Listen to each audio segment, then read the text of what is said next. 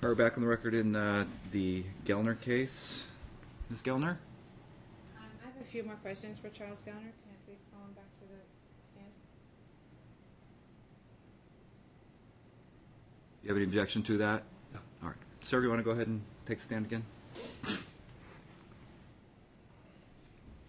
you, Your Honor. Sure.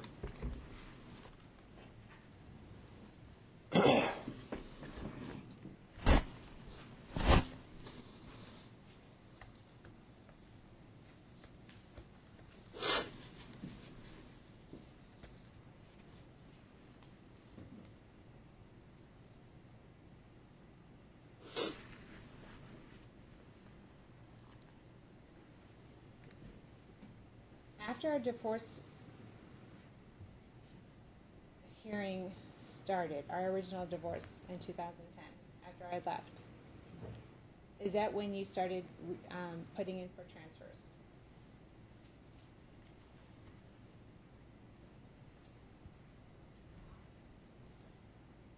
Yes. You put in for a few overseas transfers as well, correct? Yes, I did. And Hawaii? I put in for Hawaii and pulled my name out.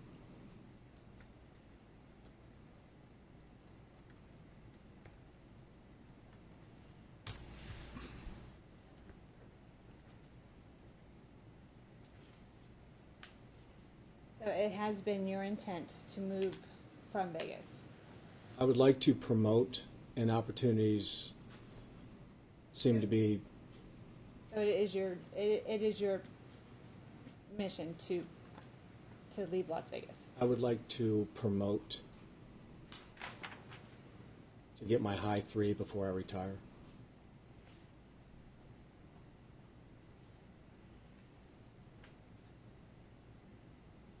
So you don't wish to retire in Las Vegas? I haven't decided where I want to retire yet. And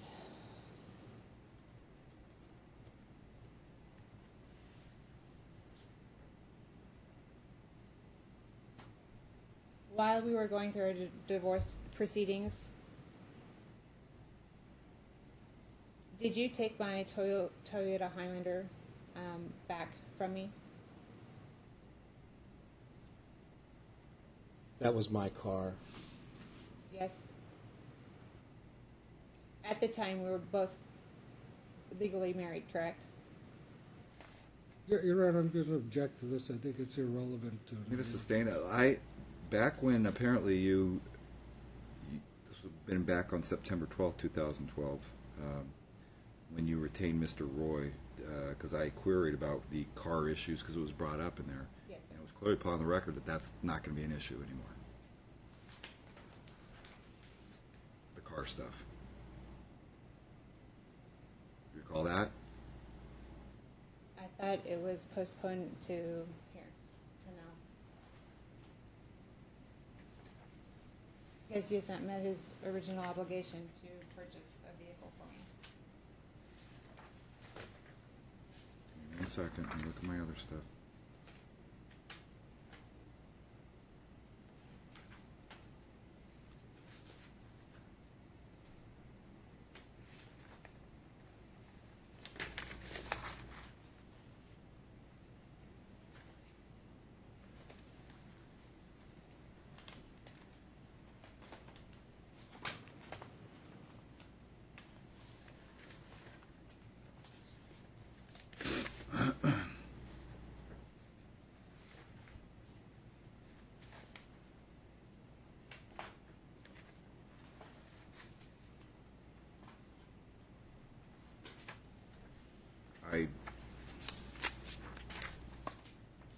I know it was, I believe it was mentioned in your pretrial. I was kind of shocked to see it in there, but what is it, and I don't want to try to intermingle issues, what is it you're actually seeking is, because can we agree the main issue today is the relocation?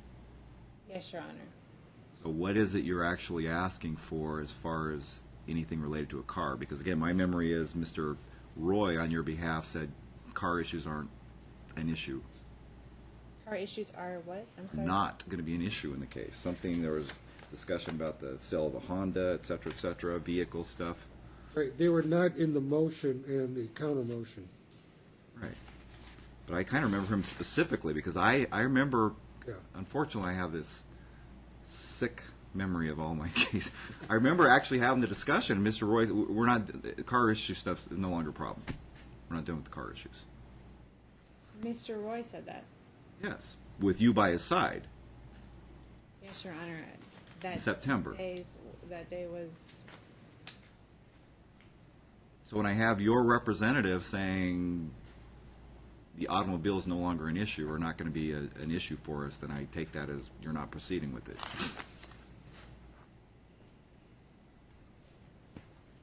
I'll address it another time, Your Honor. Okay. Thank you. I have no questions. Sure. No questions. I'm not. I'm sorry. Go ahead. I dismissed about the car. I'm still. Oh, okay, I thought you had stopped altogether, I'm sorry. No. Go ahead. Charles, have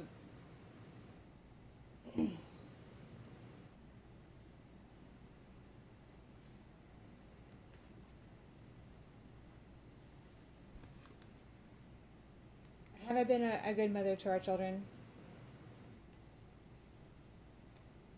Not lately.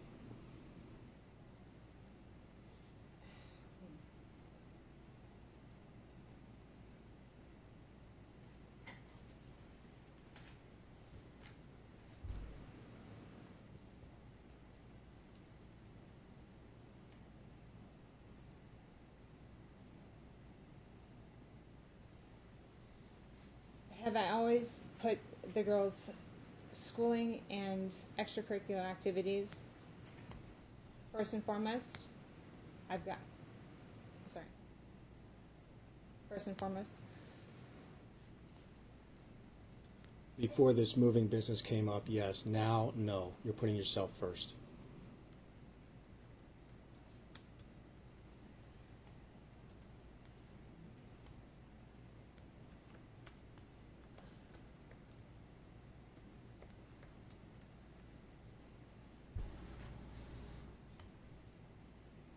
Have you told me where to spend my child support? No. Example, Christmas presents. Am I supposed to put your name on Christmas presents that I give to the children? No. Do you order me to, for their birthday, to go pick up tennis shoes that you put aside for them, for me to purchase with child support money that you want to buy the girls for their birthday? No, I purchased them gifts.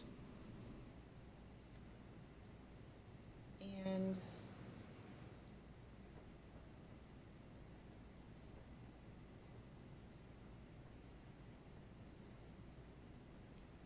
Your Honor, that's it for Charles Gunner.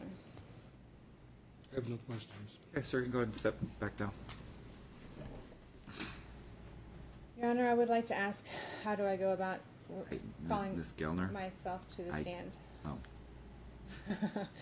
Call yourself to, you can take the stand as a witness. Do I ask myself questions, or is Mr. Luke going to question? You are entitled to make a statement as long as it states on relevant material, and then you're subject to cross-examination by Mr. Luke. May I take water with me? Yes. And let me just inquire. Yes, sir. Do you know the law? Do you know what it is that you actually have to prove to the court today? I have to prove that my intention to my needs to move to California are not they're not meant in a hurtful way to the defendant. To be I'm sorry, one moment. That I am doing this in the best interest of my family. I don't mean harm to Charles by taking him away. I have a school schedule that visitation can be very reasonable, and that This is good for the children, and it's something that we have agreed upon prior to this all beginning to begin with. I'm not here to, I'm just simply asking if you know what you, I understand. the first thing, that is what we call the threshold test. That's correct. But there's a lot of other factors outlined in the decisions related to Schwartz, et cetera, et cetera. But that being said, yes, come on over. We'll swear you in, Madam Clerk. Would you like to grab water? May I take anything with me? If you show Mr. Luke what you have and he has no objection to it. Yeah, Your Honor, I don't know if she's actually marked anything as exhibits, because they, What is your purpose of taking that over? Basic notes, and there was a list of exhibits that was filed in my plaintiff's brief on January 14th. yeah, she attached some documents, but I don't know if she gave anything to the clerk to mark for court. That was my point. Everything in this document, including the signature, was submitted to the courts. You have SMS conversations with Charles. Pretrial exhibits. No?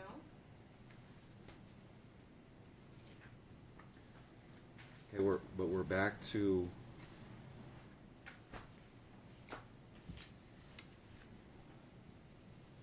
first of all, I don't know what are they automatically admitted because you stapled them on the back of a pretrial memorandum? No. This was submitted to the court. That's not how we admit evidence in documents. First of all, again, to reiterate, it was required that you disclose them to Mr. Luke 30 days prior to.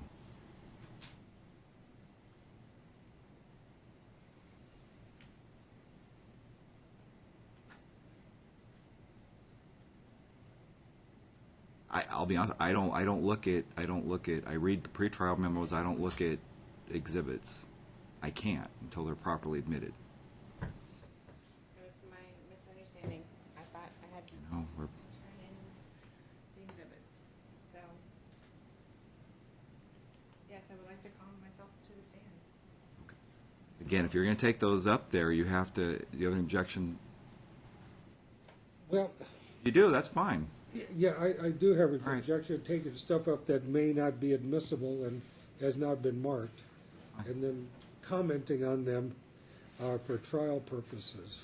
That's fine. If it comes to a point, and I'm probably going beyond what I should, there comes to a point where you need to look at a document to remember something specifically, we may be able to allow you to look at it for that sole purpose. But other than that, you can't take anything up there with you. So,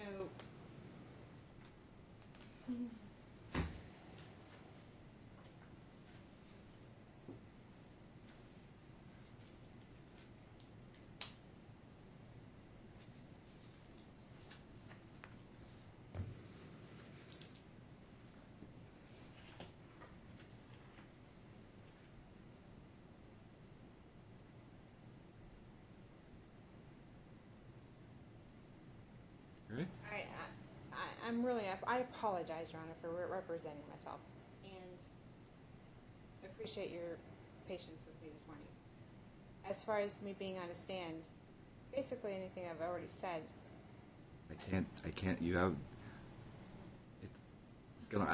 you understand, my hands are tied. I can't tell you how to present your case. I can only take in consideration evidence and testimony properly submitted for my consideration. I can tell you everything that you said before, it was just a statement. A statement is not evidence. Yes, Your Honor. So, Once I sit in that chair, Your Honor, I don't know how to proceed. Can I just be questioned by Mr. Luke? he might not want to ask you any questions. You're entitled to make whatever statements, kind of like what you would ask yourself. You're entitled to make a statement if you would like.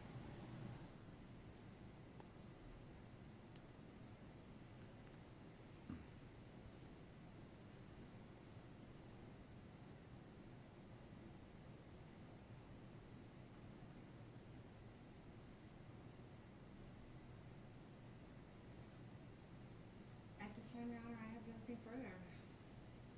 So you're choosing not to take the stand? Yes, Your Honor. Well, I'm going to move to deny the motion, then there's just no support for it.